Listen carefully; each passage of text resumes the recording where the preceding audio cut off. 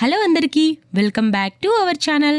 గోధుమ రవ్వ, దీన్ని నాటు రవ్వ అని కూడా అంటారండి. మీ ప్లేస్లో ఈ రవ్వని ఏమని పిలుస్తారో కామెంట్ బాక్స్లో కామెంట్ చేయండి. దీంతో అయితే స్వీట్ని పరమాన్నం కన్నా పాయసం కన్నా చాలా స్వీట్గా ఉంటుందండి.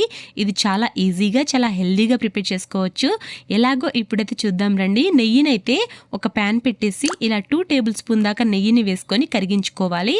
అందులోనే డ్రై ఫ్రూట్స్ని వేసేసి ఈ డ్రై ఫ్రూట్స్ అనేవి మీడియం ఫ్లేమ్లో ఉంచేసి ఇలా ఫ్రై చేసుకోండి. ఎక్కువ మాడిపోకుండా ఇలాగ ఫ్రై చేసుకొని వీటినైతే ఒక గిన్నెలోకి వేరే తీసుకోవాలండి. ఇప్పుడు అదే నెయ్యిలోకి 1 కప్పు దాకా ఇలా గోధుమ రవ్వనైతే తీసుకోవాలి. ఇలా వేసుకున్న తర్వాత దీన్ని కూడా మీడియం ఫ్లేమ్లోనే ఫ్రై చేసుకోవాలండి. గోధుమ రవ్వని అప్పుడప్పుడు కలుపుతూ ఇలా చేసుకోవాలి. ఎక్కువసేపు మనం కలపకుండా వదిలేస్తే మాడిపోతుంది కాబట్టి ఇలాగా మొత్తం ఫ్రై చేసుకోవాలండి. ఎక్కువసేపు ఇలా ఫ్రై చేసుకున్న తర్వాత ఈ రకంగా అయితే రెడీ అయిపోతుంది. ఇది ఇలా రెడీ అయిపోయిన తర్వాత 1 కప్పు దాకా వాటర్ని అయితే ఫస్ట్ వేసుకోవాలి. తర్వాత ఇంకో కప్పు వేసుకోవాలండి. స్లోగా వేసుకోవాలి. 1 కప్పు గోధుమ రవ్వకి 3 కప్పుల దాకా నీళ్ళనైతే పోసుకోవాలి.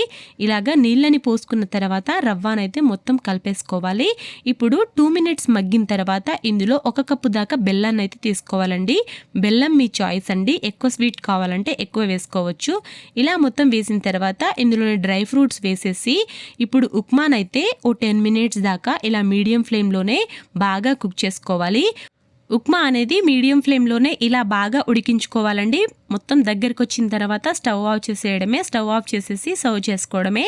నా వీడియో నచ్చితే మాత్రం లైక్ చేయడం, షేర్ చేయడం, సబ్స్క్రైబ్ చేసుకోవడం మర్చిపోకండి. Thank you.